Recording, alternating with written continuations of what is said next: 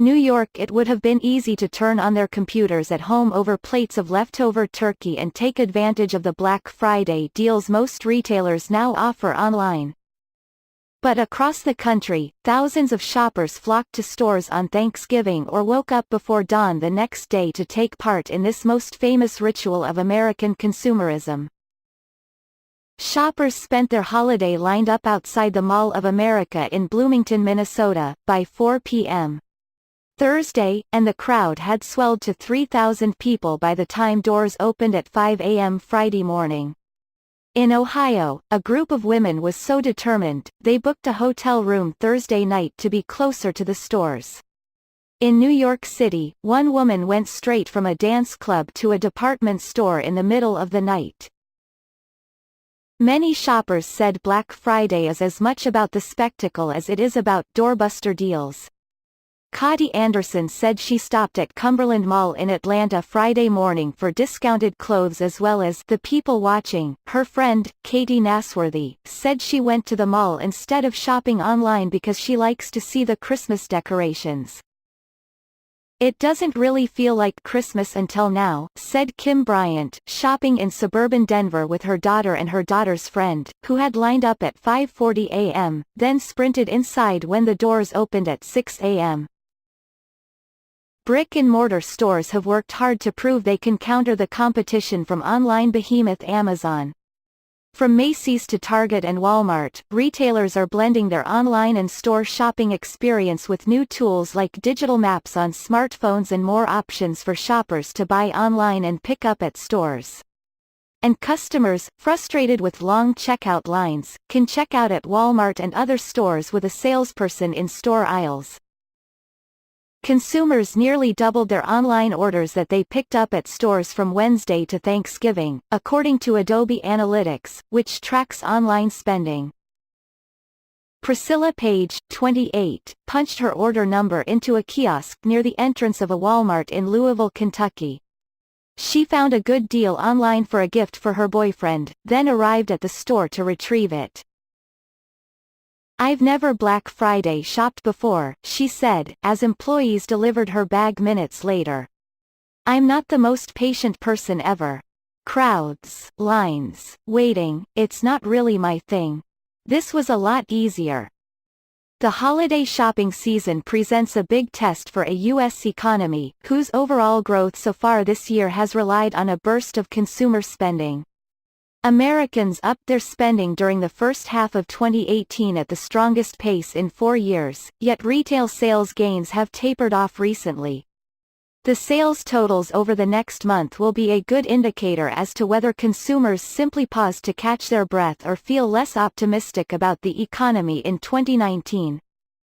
The National Retail Federation, the nation's largest retail trade group, is expecting holiday retail sales to increase as much as 4.8% over 2017 for a total of $720.89 billion.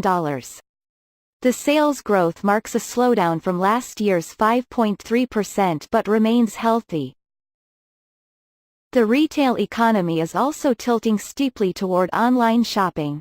Over the past 12 months, purchases at non-store retailers such as Amazon have jumped 12.1% as sales at traditional department stores have slumped 0.3%. Adobe Analytics reported Thursday that Thanksgiving reached a record $3.7 billion in online retail sales, up 28% from the same year-ago period. For Black Friday, online spending was on track to hit more than $6.4 billion, according to Adobe. Target reported that shoppers bought big-ticket items like TVs, iPads, and Apple Watches. Among the most popular toy deals were Lego, LOL. Surprise from MGA Entertainment and Mattel's Barbie. It said gamers picked up video game consoles like Nintendo Switch, PlayStation 4 and the Xbox One.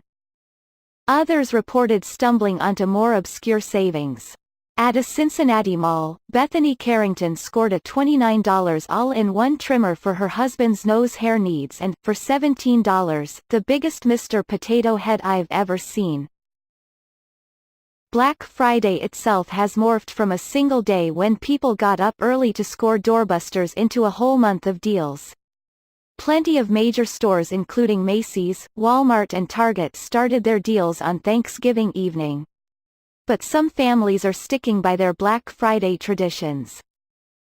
"We boycotted Thursday shopping, that's the day for family. But the experience on Friday is just for fun," said Michelle Wise, shopping at Park Meadows Mall in Denver with her daughters, 16-year-old Ashley, and 14-year-old Avery. By midday Friday, there had not been widespread reports of the deal-inspired chaos that has become central to Black Friday lore: fist fights over discounted televisions or stampedes toward coveted sale items. Two men at an Alabama mall got into a fight, and one of the men opened fire, shooting the other man and a 12-year-old bystander, both of whom were taken to the hospital with injuries. Police shot and killed the gunman. Authorities have not said whether the incident was related to Black Friday shopping or if it stemmed from an unrelated dispute. Candace Clark arrived at the Walmart in Louisville with her 19-year-old daughter Desiree Douthit, looked around and remarked at how calm it all seemed. They have long been devotees of Black Friday deals and for years braved the crowds and chaos. Clark's son, about 10 years ago, got hit in the head with a griddle as shoppers wrestled over it. They saw one woman flash a taser and threaten to use it on anyone who came between her and her desired fondue pot.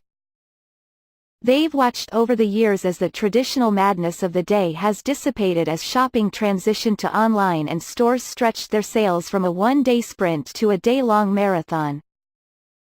"It seems pretty normal in here," said Roy Heller, as he arrived at the Louisville Walmart, a little leery of Black Friday shopping, but pleasantly surprised to find that he didn't even have to stand in line.